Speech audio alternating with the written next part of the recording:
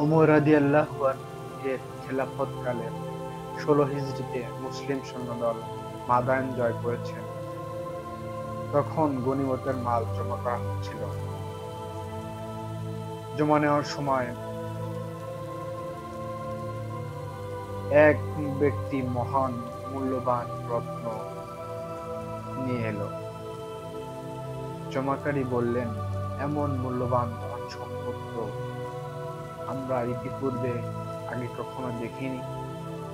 তুমি এখান থেকে নিজের জন্য কি কিছু রেখে দাওনি?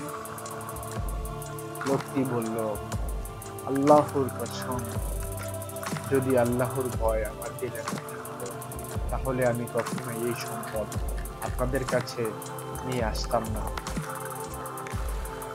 সবাই তার কথায় অবাক হয়ে গেল।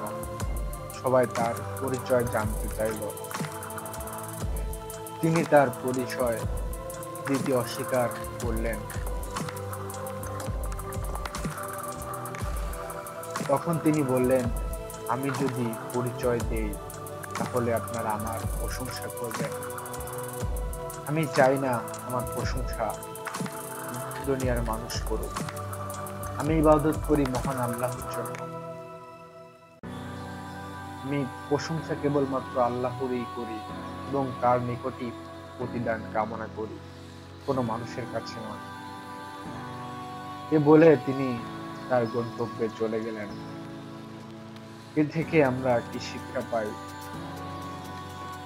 কোনো কিছু কাউকে দিলে বা কোনো দান কোথাও করলে একমাত্র আল্লাহর সন্তুষ্টির জন্যই করা দরকার। নিজের নাম, যশ, খ্যাতি মানুষকে জানানোর জন্য নয়, একমাত্র আল্লাহর সন্তুষ্টির জন্যই দান করা উচিত।